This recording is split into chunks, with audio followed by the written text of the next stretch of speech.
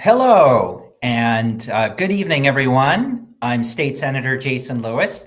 Thank you so much for making time in your busy schedules to join us for our latest town hall.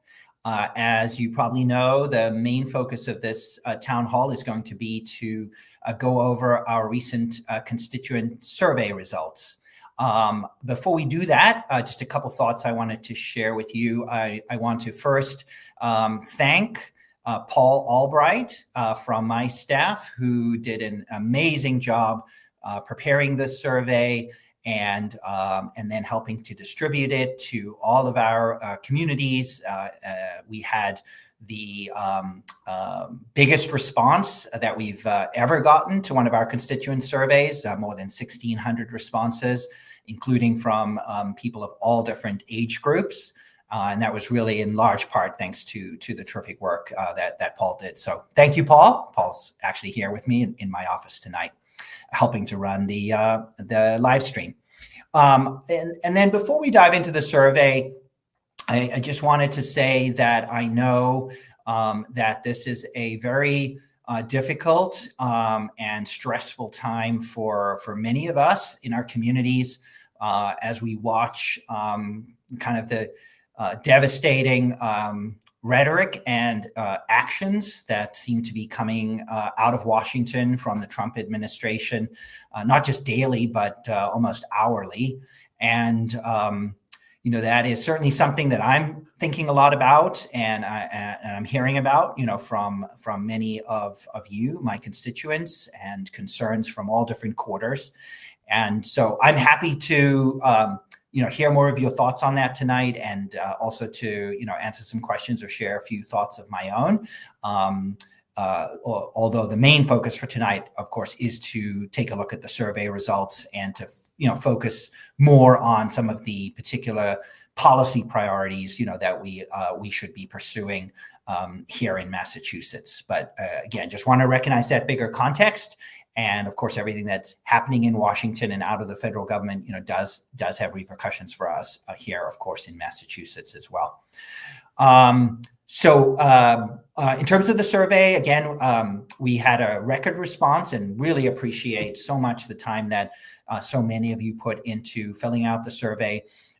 In addition to, giving us your thoughts on a series of issues and how much of a priority they are. And by the way, we recognize that that's a very simplistic way to have you assess all these different complicated policy areas. But, we did want to make the survey something that you could do easily and quickly. So it was kind of a trade-off there. But I know many of you also did take the time to sort of share open-ended responses with us, with more of your in-depth thoughts on all these different issues. And I want to assure you that myself, and members of my team, have read through your responses, and we have found those very helpful and enlightening as well. So thank you for putting that time into helping us with our survey.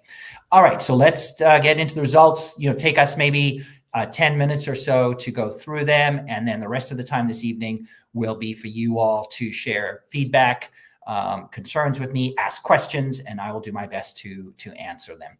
So this is the agenda for the presentation. First, we're going to actually take a step back and look at what the priorities were in our previous constituent survey, which we actually did in 2023. Some of you may have participated in that survey as well. And I just want to show you how we took to heart what you shared with us in that survey and what legislative actions, have been taken since then. Then we will move on to the results from this most recent survey, which we conducted in December and January of this year. Then we'll just talk very briefly about what happens next. And then, as I said, we'll go to the Q&A. For the Q&A, just a reminder, the way we're going to do this is that you should go ahead and write your questions or just your feedback, whatever you want to share with me, in the YouTube live chat. And you can start doing that right now as we go through the presentation. Feel free to start putting your comments and questions in the chat. And then Paul will help me to bring those forward so that we can all see them. And then I'll do my best to respond. All right. So these were the top 5 policy issues that the respondents to our 2023 survey told us were important to them. And we also had a very good response on that survey 2 years ago. It wasn't quite as many as this time around, but it was still a lot of people. The top 5 issues were protecting our environment, especially protecting open space, strengthening gun safety laws, addressing the challenges around healthcare affordability, and related to that, improving treatment for mental health and substance use disorder, and supporting our K-12 schools, public education. And obviously that was right after we were recovering from the pandemic. So again, those, out of all the issues that were in the survey last time around, those were the top 5. So now let's look at some of the actions that have been taken by the state legislature, working with Governor Healy over the last 2 years to make progress on these issues. And I'm very proud to show you that what you told us were your priorities are definitely things that we've taken to heart and try to take actions on and get results from the state. So in terms of protecting the environment, as many of you may know, late last year we finished work on another major climate bill, a very important piece of legislation to continue to accelerate the transition from fossil fuels to clean sources of renewable energy. We also had the Public Lands Preservation Act, the PLPA, go into effect, which is a piece of legislation directly aimed at protecting and conserving public lands. And we also reached a longstanding goal of the environmental community, which was to have at least 1% of the state budget be invested in the environment, in the Department of Environmental Protection, in the Department of Conservation and Recreation, and so forth. In terms of strengthening gun laws, we also passed probably the most significant gun safety and gun violence prevention bill in a very long time. Many different facets to that new law, which we can go into if anyone wants to bring that up, but or you can just look at that yourself. But that was definitely a strong response from the state legislature and Governor Healy to make sure that Massachusetts continues to be one of the absolute leaders in the country when it comes to gun safety and gun violence prevention. In terms of healthcare, in the latter half of last year, we actually passed 5 different significant healthcare bills, all of which Governor Healy signed into law. One of those was directly aimed at reducing prescription drug costs. It was something that had been a priority for me and for the state Senate for a long time. The state Senate had actually passed a version of this bill several times, but this was the session when that finally got across the finish line. That caps out-of-pocket costs for certain common prescriptions, like insulin, for example, and takes many other steps to try to rein in drug costs. We passed another bill dealing with healthcare oversight and improving transparency in the healthcare system, maternal health legislation, a bill with further efforts to improve our treatment and prevention of substance use disorder. So there's a lot that happened in the healthcare space to continue to try to improve both the affordability and the accessibility and quality of healthcare. In terms of mental health, well, I just mentioned a substance use disorder bill, and we've also been very significantly increasing funding for mental health, both in terms of clinical services, in terms of the mental health workforce, and providing, helping more people to go to school, college, and other programs for folks who are training to become mental health clinicians, and behavioral health therapists, and so on. And also work we've been doing in our schools to also expand services and supports to address mental health challenges for our young people. And then lastly, in terms of supporting public education, we, as some of you may know, passed a landmark education funding bill that I was very proud to help lead on, and that bill passed in 2019. It's called the Student Opportunity Act. We are still implementing that bill because it's increasing funding for public education by more than $1.5 billion over the lifetime of implementing the bill, which is 6 years. And we remain on track. We have been fulfilling our commitment to fully funding the Student Opportunity Act, and that has absolutely translated into more state dollars for the Chapter 70 program, which is our main way of funding public schools in the state. And we can talk more about that, I'm sure, in the course of the discussion tonight. We've also been using the new millionaires tax money, or fair share, to do some fantastic investments in our schools, in higher education, and in transportation, and then in specifically in K-12. That's how we're able to continue to provide universal free school meals for all students. Most states ended that program after the pandemic.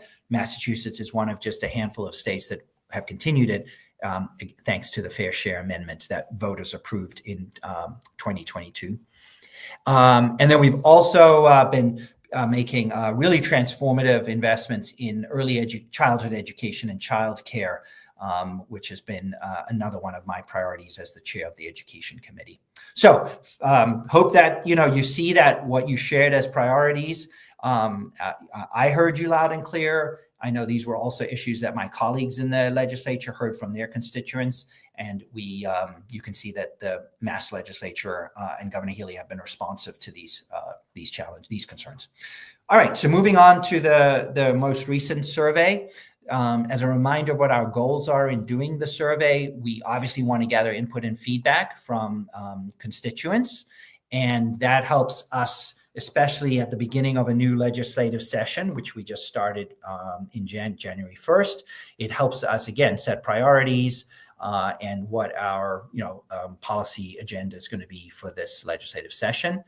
By doing a survey, we also want to encourage civic engagement, and we want people to see that their voices matter, and that we want to encourage their participation in the political process. As part of that, we do make a special effort to hear from a wide range of perspectives and folks that are often maybe underrepresented in politics, such as our young people. So we made a point of reaching out to all the high schools in the 6 communities that I represent, and worked with the high school principals and social studies departments to distribute this, to help their help circulating the survey. And we got a lot of interest and responses from young people as a result, and very happy with that. So in terms of the survey distribution, again, we publicized it as widely as we could through a whole bunch of different channels to try to get a broad response from many different people and different perspectives in the community. And the total number of responses was over 1,600. And we had folks from all 6 communities that are in the Senate district that I'm privileged to represent. It includes Malden, Melrose, Reading, Stoneham, Wakefield, and Winchester. So we had folks from all the communities respond. And as I mentioned earlier, we had participation from all age groups, from essentially high school students, all the way through our seniors. Okay, drum roll. So of the issues that we listed out, I think there were maybe 20 to 30 issues in total that we sort of put there for you all to sort of prioritize. First, let me say that basically all the issues ended up having a score. The scale was 1 to 10, right? Where 1 was kind of unimportant and 10 is super important. I think there wasn't any issue that had any score. Actually, let me look at it right now. Basically, the lowest was a 6.3. So every single issue was prioritized at least at a 6 or above. So, that tells you that people do think these were all issues that are of some, at least of some importance. But the ones that obviously scored right at the top, as you can see, basically an 8 out of 10, were the number 1 was improving state government transparency, responsiveness, and accountability. Healthcare costs and wait times was also very high. So again, we had healthcare was high last time and continues to be a high on the priority list this time around. Protecting the environment. Remember, I think that was the top issue 2 years ago. again, was in the top 5 this time around.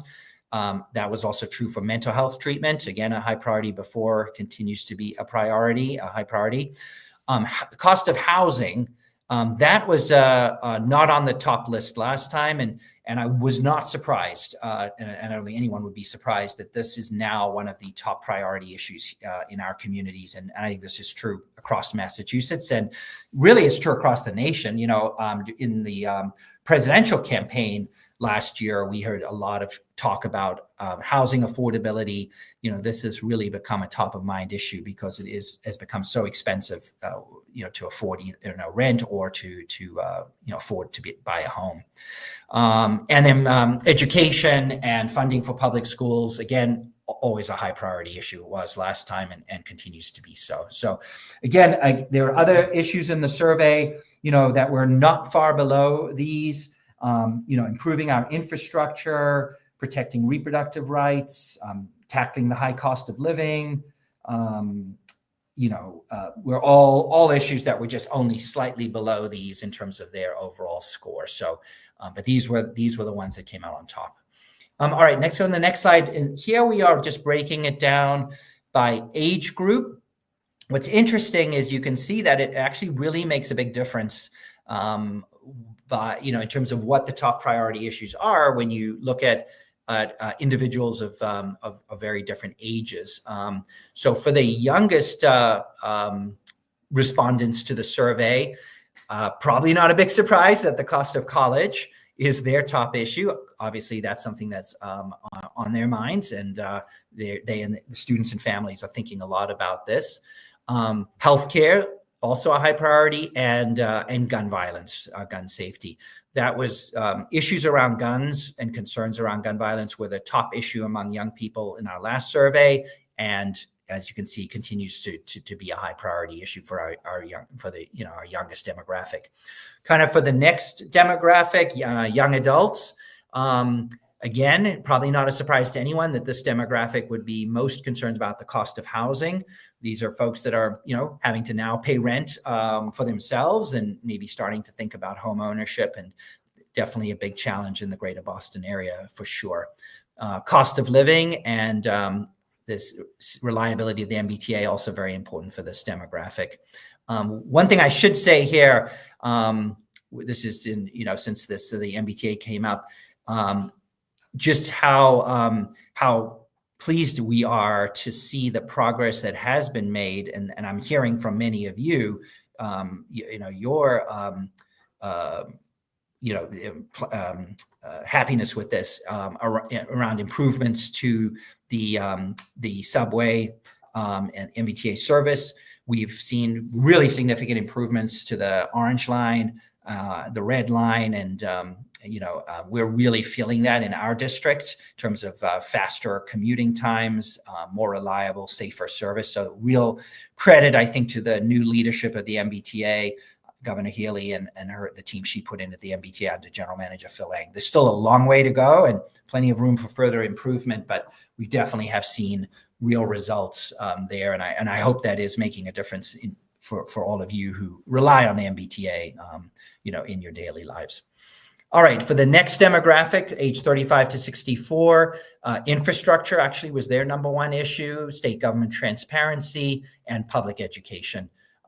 Not a big surprise that those would be high priorities for them, and especially public schools, given that this demographic probably is the one that has children in schools. And then for our seniors, they care a lot about state government transparency and accountability. I know that has been in the news a lot, and we certainly can talk more about that tonight. Also, infrastructure is important to them, and also, again, not surprisingly, healthcare costs and accessibility to healthcare treatment is a priority. So that was interesting, I thought, seeing it broken down by age group. All right, let's go to the next slide. So the number one issue in the survey, as we just went over, was concerns about our government being transparent, being responsive to the people of Massachusetts, and being accountable. And I wanted to show you that, although this new legislative session really has just started back in January, the state Senate just recently debated and passed updated rules for how we're going to conduct the state Senate specifically, and then the legislature more generally, which includes the House of Representatives and the Senate, for this legislative session. And when we adopted these updated rules, which we actually just did this last week, the main focus was on ways to increase transparency for the public and to make the legislative process more accessible to the public, so that would be less of a black box. And so just to give you an example of some of the things that are in the new rules, that all committee votes that would be taken by senators will be posted online. This is already true for votes of senators in Senate-only committees. Those votes for a long time now have been posted online, but that hasn't been the case for senators when they're part of joint committees.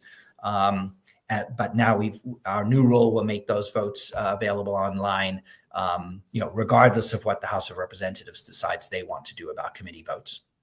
All testimony that is sent to a Senate office, that's typically testimony about bills, will be made public as well. So the public will be able to see, what advocates for and against any legislation are, telling their senators that they want them to do. All bill summaries from the Senate Ways and Means Committee will be shared online as well. Those are very helpful summaries that get sent to the members of the Senate Ways and Means Committee. And currently, if a member of the public asks for the summary, they'll be provided, but this will just make it available to everyone and just, again, will improve an understanding of what's in a particular bill. That is, and these are bills that are heading to the floor of the Senate. Notice about public hearings is going to be increased. So right now, there has to be notice of at least 3 days before a public hearing is held on bills. And now it'll be 5 days. The idea is to give the public and advocacy groups more time to, participate in the hearing and to be part of the legislative process.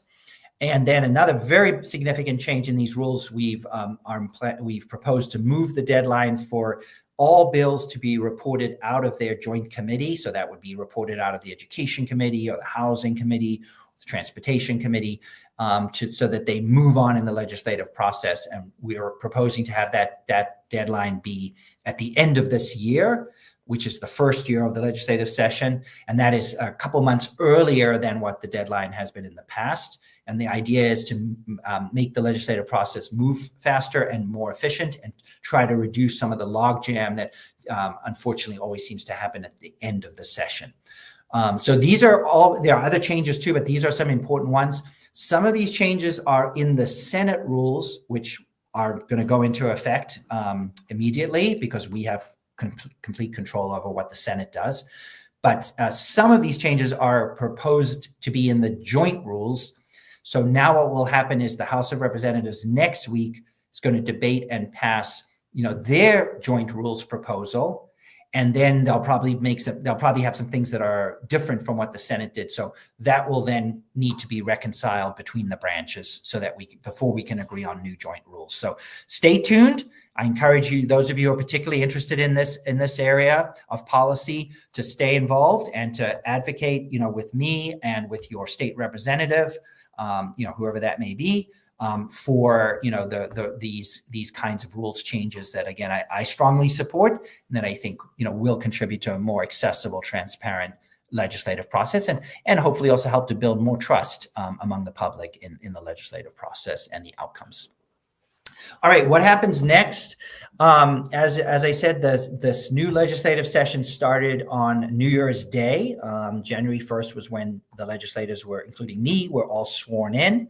I took our oath of office, and the session runs through the end of next year. So all of our sessions are 2 years in Massachusetts. So all the bills relating to all these different policy issues were filed by state reps and state senators in January. We had a deadline of January 17th There were 6,000 bills altogether filed by state reps and state senators.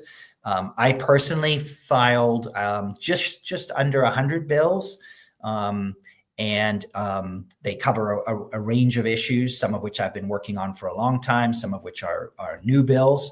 And anyone who's interested in seeing the bills that I have filed, just contact my office and we can get you a list on those. I'm also now in the process of working with my team to evaluate the bills that my colleagues have filed so that I can become a co-sponsor, on many of those bills as well. Each of those 6,000 plus bills get assigned to a committee. So obviously the bills related to education policy will go to the education committee. Bills related to environment, will go to the environment and natural resources committee, or they might go to the climate and energy policy committee, housing bills to the housing committee, and so on. So the clerk of the Senate and the clerk of the House have this very important job they're doing right now to go through and assign all these bills to the appropriate committee. These are joint committees that made up of House and Senate members, and those committees then have the important responsibility to hold public hearings on all of those bills. Every bill gets a public hearing, which means members of the public can provide testimony. You could do so in person at the State House. You can do so remotely because all these hearings are hybrid now, or you can just submit written testimony. You can send an email, whatever works best for you. But the committees will review the bills. They'll analyze them. They'll talk to experts. They'll take into consideration the public feedback that they receive. And then they'll make a decision as to whether they think the bill should get a favorable report out of the committee, which basically gives it a thumbs up to move on, or not a favorable report. And then for a bill to actually become law, it would need the committee to give it a favorable report, as I just said, and then it would need to go further evaluation, typically in what is known as the Ways and Means Committee in the House and the Senate. And at that point, it would be determined if it's going to come to the floor for a debate and a vote. If the bill is passed by the House and by the Senate, and any differences between the two versions are reconciled by what's called a conference committee, at that point, that gets then sent to the governor, and then she has the ability to sign that into law. So it is by design a long and tortuous process. And it shouldn't be easy to change the laws. So that's the nature of the process. But I know it can be, very frustrating in terms of things you care deeply about and want to see them, move forward and get done. But that is the process. And as long as what I have found is if we're persistent and we continue to make our case clearly and persuasively, we can make big things happen. And in fact, that's a good segue to the next slide. The last one, which is really just how to be an effective advocate for, an issue or issues that you care about. Step one is to, really do your best to research the issue and to kind of know the ins and outs, of that issue. You don't have to be a policy expert, but, just know the basics. And, and also try to understand the legislative process. Like I just went over some of at a high level a moment ago, just understanding even that level, kind of civics 101, is also helpful to being an effective advocate. The next thing I would recommend is, see if there's an organization. It could be one in your own community, could be one that operates at the state level, could even be a group that operates nationally, and that is already involved in advocating on that particular issue. And then, just get involved with them. You could get on their email list or become a member of that organization or follow their social media accounts, because that will help you know about opportunities to advocate, for that particular issue in the state legislature and in Washington as well, if it's an issue that's also being tackled in DC. Communicate with your elected officials at different levels of government as appropriate. You've got your local government, your city council, your select board, your mayor, a town manager, school committee, and so on. Make sure you reach out to them on issues that pertain to the local city or town you live in. Certainly at the state level, that's me as your state senator. And then, of course, you have your state representatives as well. And I work very closely with the state representatives for Malden, Melrose, Reading, Stoneham, Wakefield, and Winchester, because we really are a team. And then, of course, at the federal level, in our communities, it's Congresswoman Clark and Congressman Moulton that represent the overlap with my district, and then, of course, Senator Markey and Senator Warren. You can certainly email any of us. You can call our offices. You can engage with us on social media. I have office hours in person in each of the 6 communities I represent on every other month. And we also have virtual office hours that you can attend as well from wherever you are. And I personally attend office hours, so it's a good opportunity, when you want to speak, be able to really speak face to face with me.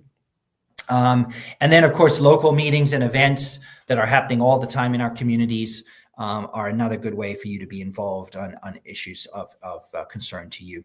Final piece of advice is, what I call the 3 Ps, which is on when you're, advocating on an issue, be passionate, let your passion show through, be persistent, and be patient. Because again, getting change made in policy change, it's hard and it can take time. But again, if you're persistent about it and you're patient, great things can happen. And I've seen this in the time that I've served in the legislature. Some of them have taken, a good example is the Fair Share Amendment. I helped advocate for that for a decade, and it had to go through the legislature 4 times. We had to vote on it, and eventually it got on the ballot with the voters. And now we're seeing these amazing benefits, like free community college for students and the universal school meals and funding to really improve the MBTA and for early childhood education and other things. And, it took 10 years, but, it was worth the fight. And, there's many other examples like that.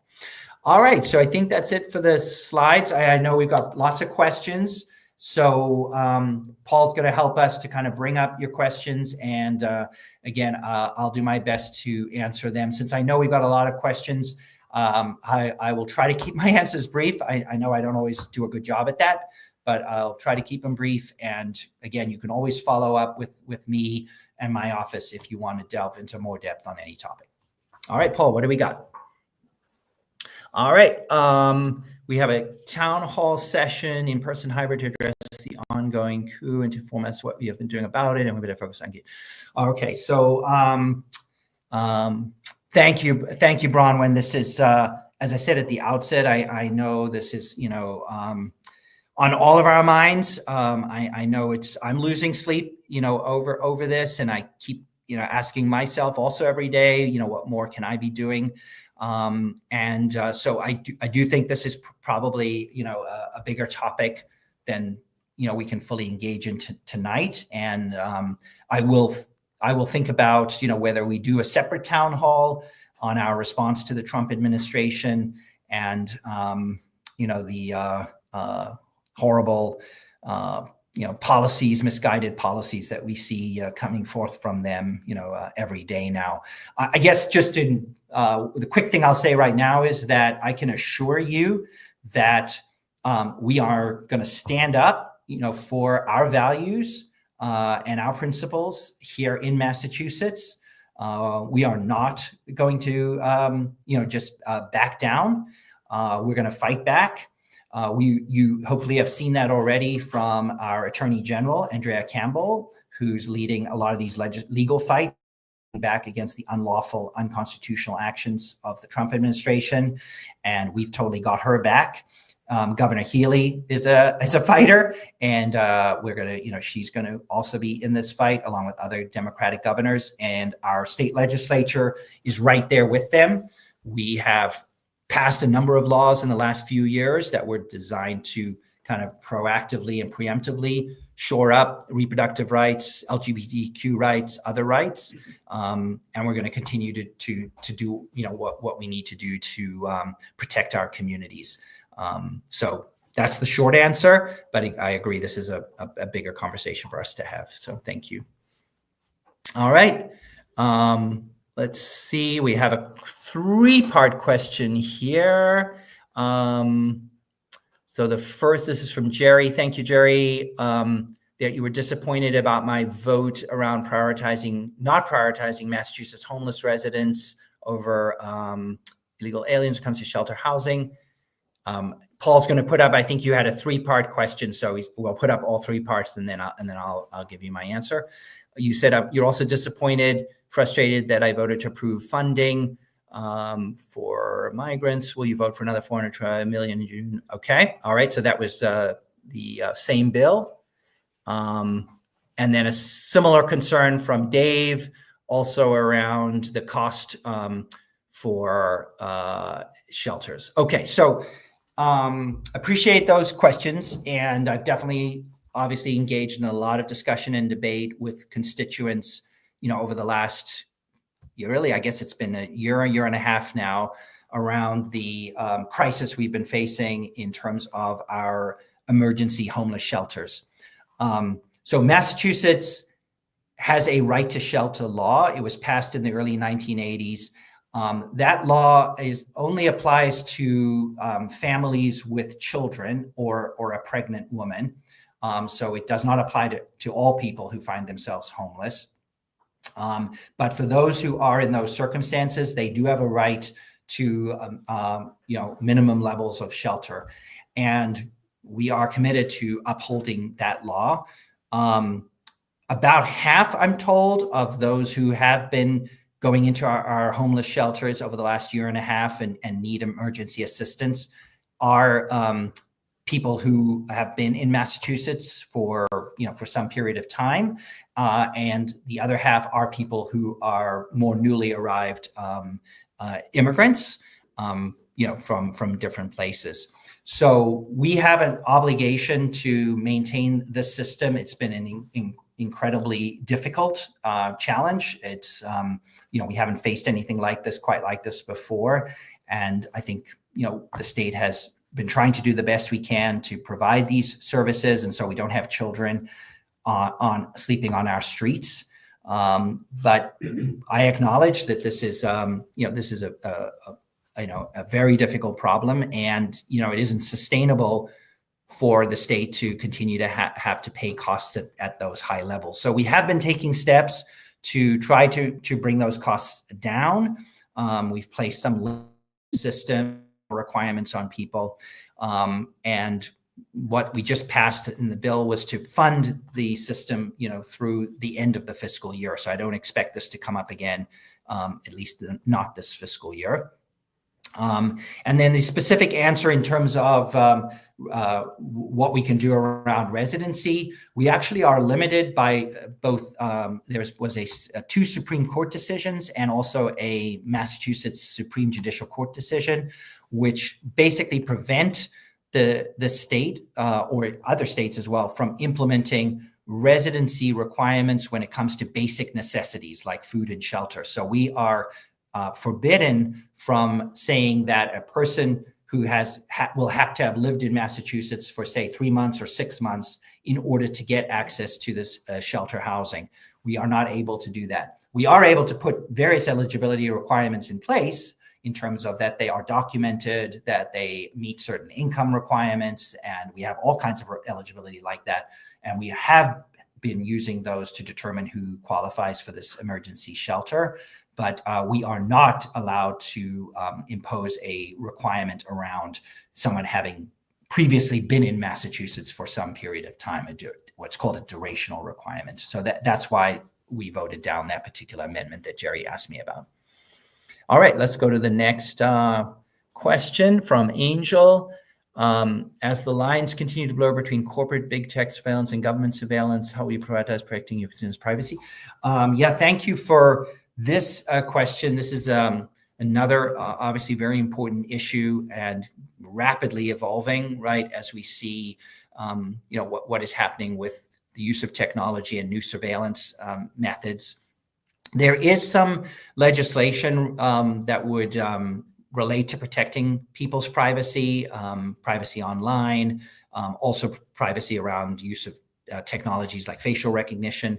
So there hasn't been something like that that has kind of made it all the way through the legislative process yet. But I know, there are many people, many of my colleagues who are actively working in this space and engaging with, with experts. It's not an area as much within my personal wheelhouse, but I know I have colleagues who are actively working in this area, and I'm certainly supportive of and pushing for, for us to take some action in this space. So if you're interested in knowing what some of these bills are and, what's in them, so you can advocate more directly, I would encourage you, Angel, to follow up with my office. Just call or email us and put you in touch with Emily Reynolds, who's my Chief Policy Counsel, and we could help you kind of figure out what some of these different pieces of legislation do and have you get involved that way.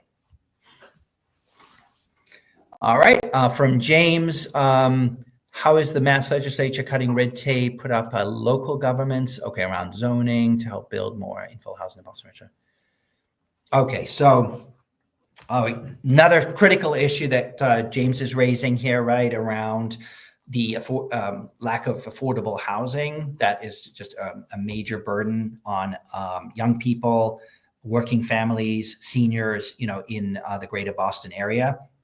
So the legislature under former Governor Baker, obviously he was a Republican, and under Governor Healy, Democrat, has been taking a number of actions to try to support more production of housing of all different, to meet all different income levels, and also making policy changes as well to try to, address zoning issues, accessory dwelling units, which now are allowed by right, for example, rules around, the threshold vote that's required in a city council meeting or a town meeting in order to change zoning. All of these things have been new provisions that have gone through the legislature. So one of the most important ones, of course, was the so-called MBTA Communities Act.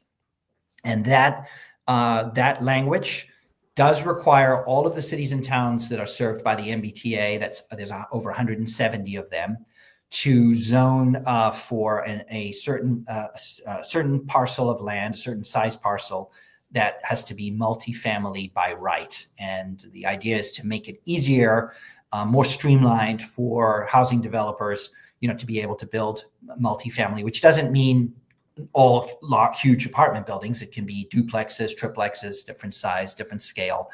And I'm proud that all the communities I represent, the 6, have all updated their zoning to be in compliance with this new law. The vast majority of that 170 cities and towns have done the same thing. It's a small minority that have not come into compliance. Unfortunately, those are the communities that get all the media attention, places like Milton and a few others. But the reality is most communities recognize the need to be part of the solution and are doing their part. And we're going to continue to monitor that closely. And I do expect, even though we did a major housing bill last session, it was one of the most significant pieces of legislation on housing we've done in decades. I do expect probably this legislative session again, that housing will continue to be a top priority for us. And, I'm certainly looking at ideas in that housing space. Tenants' right of first refusal would be an important issue. Real estate transfer fees that can then go into an affordable housing trust fund. It's another interesting idea that would be a local option. There's a number of different ideas like that I'm hopeful we're going to take a close look at.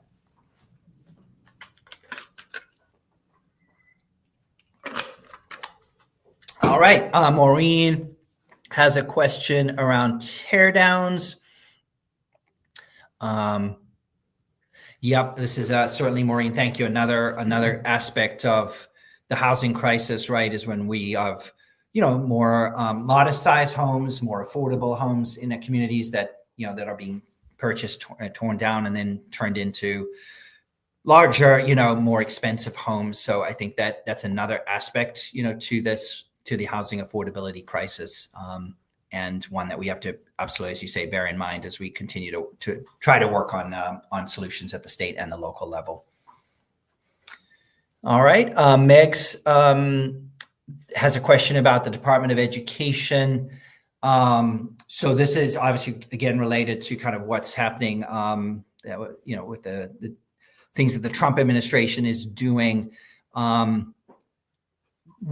guess the short answer is we don't know yet. Right now, the Trump administration is basically bullying schools, K through 12 schools, and colleges and universities, around issues like teaching about race and gender issues, and basically threatening to take away funding, if they don't fall into line.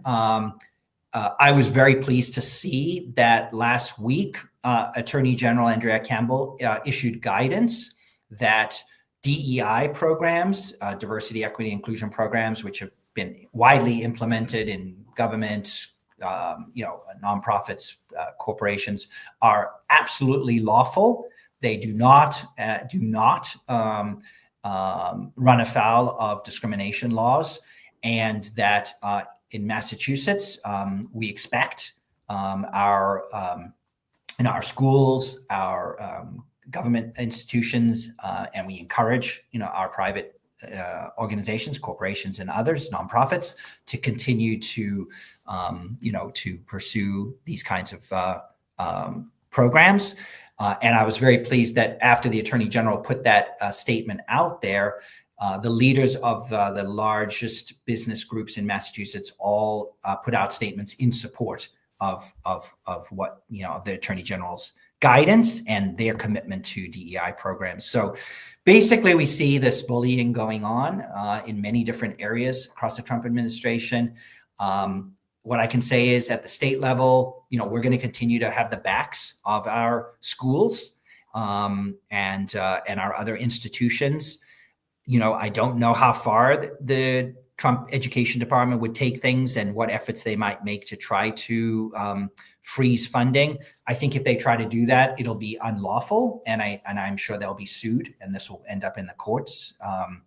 And because I don't think that would be legal to withhold funding from public schools or other institutions over these kinds of gender or race issues. But it is a big concern. It's causing a lot of uncertainty right now, and we're just trying to pay close attention to what's happening and do our best to again, as I said at the outset, provide support for our schools and other institutions. All right, let's see. Samantha's question is about the Mystic Valley Charter School.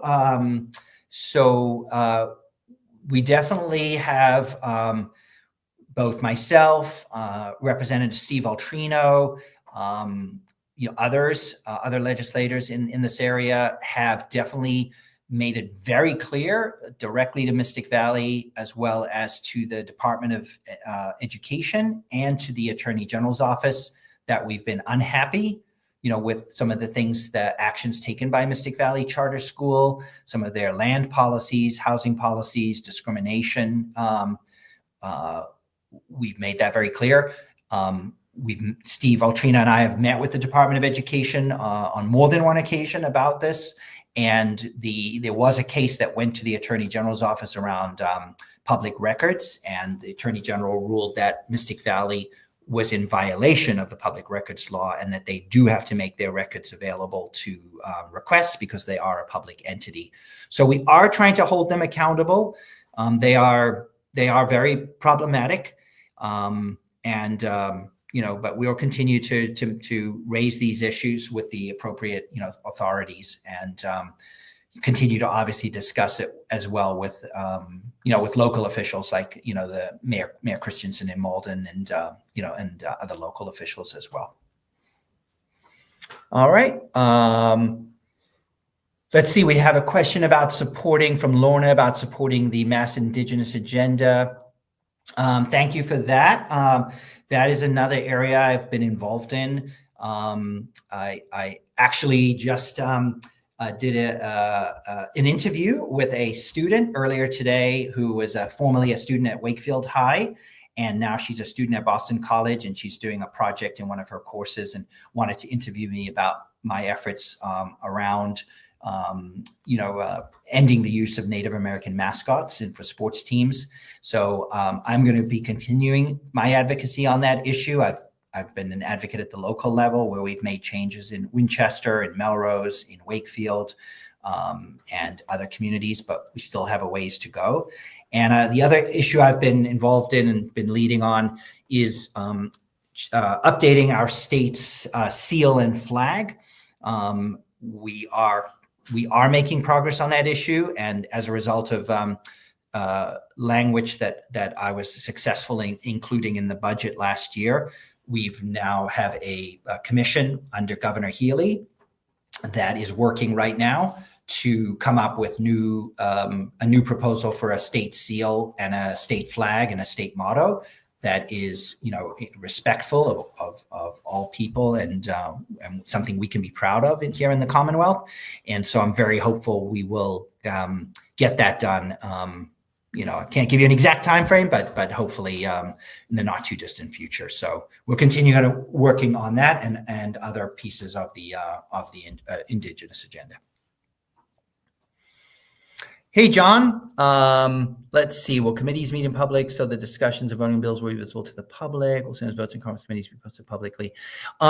So I did go through a little while ago. I don't know if you were there for that part, the updated rules that the Senate voted on last week, which would govern the Senate for the rest of the session and would also govern the joint committees. We are waiting on the House to do their rules proposal next week. And then if their rules proposal is different from ours, we are going to have to reconcile those. But the committees, we will make those votes public. That is something the Senate has committed to, both for Senate-only committees as well as joint committees, that votes in the committee would be made public. And that builds on what we've already been doing with Senate-only committees. And votes in conference committees are made public. There's only 6 members of a conference committee, right? 3 senators, 3 representatives. And those, I'm pretty sure those are public because you literally, it's very old-fashioned. You literally have to sign, put your signature on the conference committee report. So I believe that is the case. If I'm wrong on that, John, I will get back to you. But believe that is. So there are, again, a number of things we've heard from, I've heard from constituents, I've heard from advocacy groups, ways to make the legislative process more transparent. And I certainly am an advocate for those reforms. I believe in making government transparent. I believe that's critical to people's understanding and trust in government. And so I'm pleased to see these updated rules. All right, we've got 2 questions next that are similar. So Ben has one, and then I guess let's put up Ben's, and then we'll put up these other question, and I can answer both. At our meeting on Saturday, members focused on 2 concerns: protecting our immigrant community and our LGBT community, especially trans folks. Okay. And then also from Angel, also bringing up LGBTQ and reproductive rights, and then privacy protections. Yes. So again, I know you asked me about privacy before, and you're right. It very much comes up in this context. So again, we could have a very long conversation, of course, about these areas. I guess the short answer is absolutely, concerned about protecting people's rights and their security and safety for all people. But clearly there are groups that are more vulnerable and more marginalized, given the attacks of the Trump administration. Certainly that's our immigrant community. We are trying to make sure that people know their rights and get information out there to immigrant communities. The Massachusetts Immigrant and Refugee Advocacy Organization, or MIRA, I'm sure many of you are familiar with them. They're doing great work. If you are, want to know more or do more in the area of protecting immigrant rights and supporting our immigrant neighbors, MIRA is a great organization to sort of check in with, and they've got materials and advocacy work they're doing, and we're trying to obviously back them up in any way we can. So that's one area. When it comes to our LGBTQ community, a good example is that the Attorney General and the Department of Education both affirmed within the last, I guess it was last week or the week before, that we have in Massachusetts very strong protections against any kind of discrimination on the basis of sexual orientation or gender identity. And those are ironclad laws we have that covers, gender identity in our, whether it's in the workplace, whether it's in, restrooms or sports teams. Those folks are protected in Massachusetts based and cannot be discriminated against based on gender identity. So that's the law that governs in the state. And we're going to fight any efforts by, the U.S. Department of Education or other Trump administration efforts to, to discriminate against folks, based on their gender identity. So those are kind of short answers there.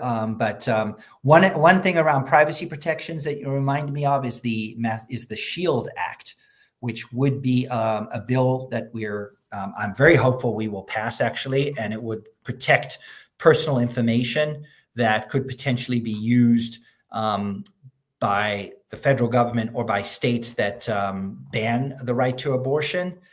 Because if somebody travels across state lines, or if a healthcare provider in Massachusetts were to provide healthcare to someone from another state, the SHIELD law would protect their private information. So that is a bill I'm very strongly supportive of. I'm a co-sponsor, and I'm optimistic that bill will pass this session. All right. Mary's question is about prioritizing helping the homeless considered reviewed under the Housing Committee. The answer is absolutely yes. I mean, I think helping those who are homeless or housing insecure, sort of at risk of becoming homeless, is something we address in a range of different ways. Certainly through housing policy, yes, but also through the state budget. Every year when we debate the state budget, which we're working on now, we consider a range of different ways to try to prevent homelessness and try to help people to get rehoused as fast as possible.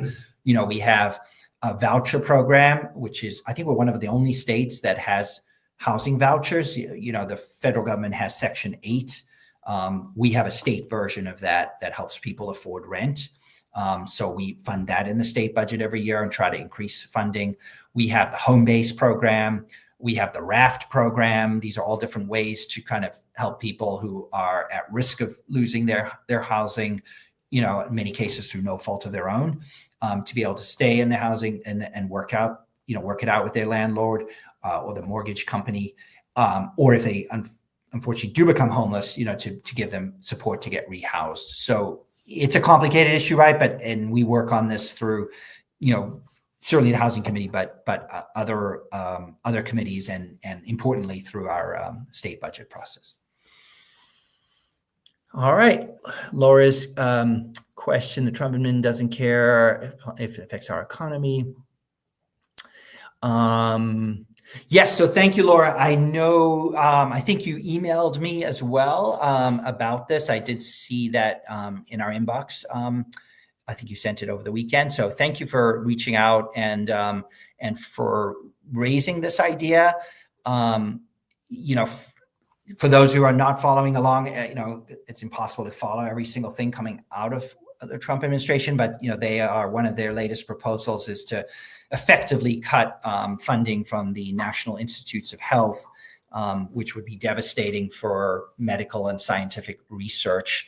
And that's particularly devastating for Massachusetts because we're one of the states that does a lot of that research, right, in our hospitals and our universities. So I don't know how feasible it would be to kind of recreate something like that at the more local or regional level. Clearly, we would need to figure out a way to fund it.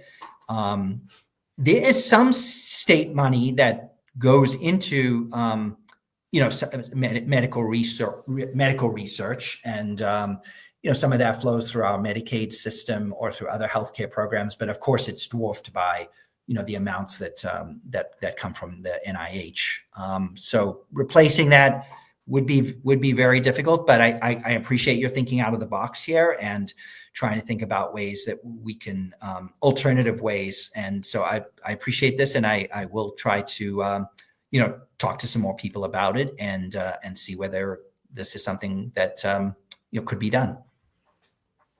All right, the next question from Edna, I think, is a 3-part question.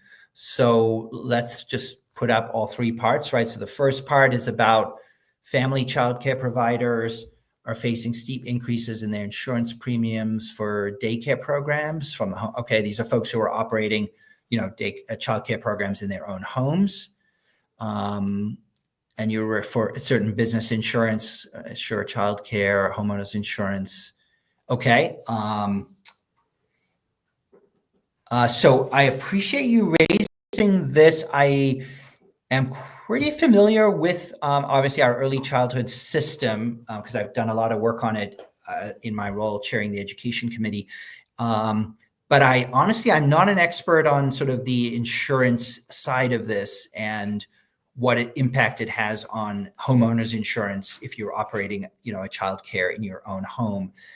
So I'm not familiar with increases that it sounds like you're pointing to that have been happening in this area. And obviously that would put an additional financial burden on providers who already are having trouble making ends meet. So can you maybe follow up with my office, Edna, and just call us or send us an email? And so we can look into this more. I think it's something I would want to understand better and see, what the causes are and whether there is a role we can play, that the state can play. All right, we have just a few more questions, so hang in there. But this has been, I really appreciate everybody's engagement. So John has support the creation of offices for nonpartisan expert research and fiscal analysis that would be available to all legislators. So John, thank you. Yes, I know you and I have talked about this, and I've talked with others. And, this sort of a nonpartisan expert office, as I know, did exist in the legislature, in the Mass legislature in the past. It was before my time, so I don't know how well it worked and why it was phased out. I do think it's an idea that we should be looking at and seeing how that would fit in alongside the other things we have, like we have a House Counsel's office, a Senate Counsel's office. We have policy experts within the many legislators' offices and committee staff and so on within our Senate President and Speaker's office and so on. So I think it would mean figuring out, where should things move around or what's the best structure. But I do think the idea, has merit and we should be taking a closer look at. All right. What advice would you give to someone who wants to run for state rep, state senate, and what did you do to win your race? Okay. Well, how'd you raise money? I think so.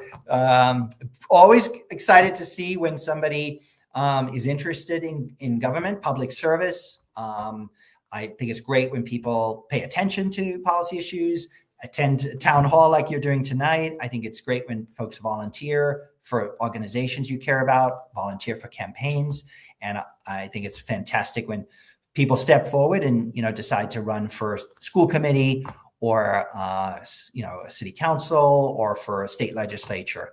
So it's probably a longer conversation in terms of what happened in my own case and what might make sense for you. So what I would suggest, Yamil, is also get in touch with me. In a minute, I'll share my contact information for you and others, but just reach out and happy to, try to connect offline and we can talk more about, the running for office. All right. I think we have one more question. So let's take that one and then we'll wrap it up. Okay, so Bronwyn, how do you plan to implement this public input into an actionable plan? So basically what we're doing now is, kind of synthesizing, all this input from the survey. Again, we have a sense of the priority issues that people have raised. We've read through a lot of the open-ended comments that people shared.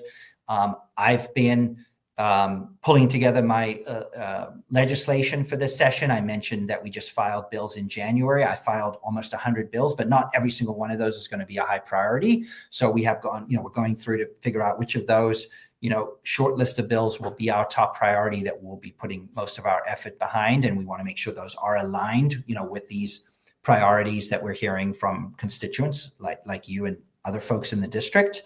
Also, I'm looking at legislation that I'm going to co-sponsor that have been bills that have been filed by my colleagues. And again, I'm using that lens of, what these priority policy areas are and issues to kind of really help me and my team to focus. So that's what we'll do. And just like I shared at the outset, the results of priorities from the last survey and examples of things that we've done in the last legislative session directly to address those. I will continue to share with you all, our efforts. And in fact, I shared with you tonight, right?